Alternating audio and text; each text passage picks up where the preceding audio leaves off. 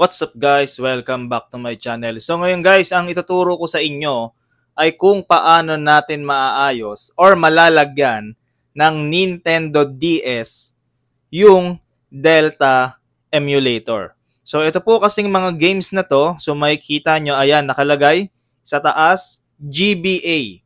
So ang ibig sabihin po ng GBA is Game Boy Advance.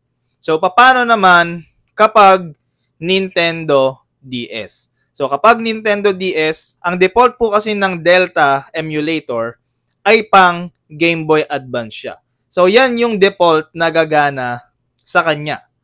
Pero kapag nag-install kayo ng pang DS or Nintendo DS, tulad nito, Need for Speed Most Wanted, pag kinlik natin yan, ang lalabas po ay ito, Missing Required DS Files.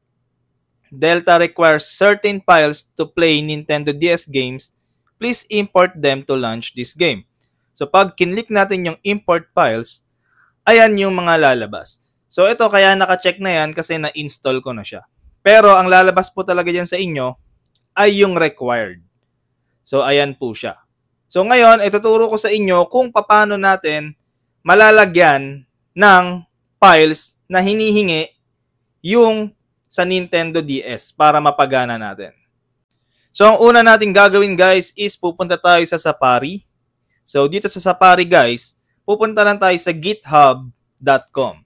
So guys, yung link nito, ilalagay ko na lang sa description nitong video na to para makapag-download kayo. So dito makikita natin yung hinahanap ni Delta.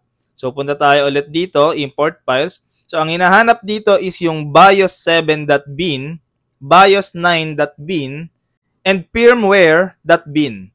So yung tatlong yan, yung hinahanap nito ni Delta para mapagana yung Nintendo DS. So dito sa github.com, ulitin ko lang, sa github.com, meron pong BIOS list dito. So ang gagawin natin is scroll down lang po natin yan, hanapin po natin yung Nintendo DS, and ito po yung mga hinahanap na yan. Ito yung bios7.bin, bios9.bin, and firmware.bin. I-download lang po natin yung tatlong yan, at pagkatapos, kung papaano tayo nag-load ng game, ganun lang din po yan. So dito ang gagawin natin, ilo-load lang po natin yan. So click natin yung bios9.bin kasi itong bios7.bin okay na. So click ko yung bios9.bin, hanapin ko yung bios9.bin na din-download ko. So ayan siya. So click ko yan and okay na, nag-check na siya. Yung firmware.bin, click ko lang din and piliin ko lang din itong firmware.bin. So ayan na siya, okay na siya. So click lang natin yung done and then ayan, home screen. So dito, pwede na natin i-click yung Need for Speed natin. So ayan na, kinlik ko na yung Need for Speed. At ito pa, pwede rin po natin siyang i-landscape para mas maganda laruin yung pang Nintendo DS. So ayan na po, tingnan nyo po, papaganahin ko. So ito, magi-start tayo para makita nyo talaga na gumagana talaga siya. Ayan, so magi-start tayo. Touch the screen to start. Ayan, checking information. Ayan, so dito, ayan, magsusulat muna tayo ng pangalan natin.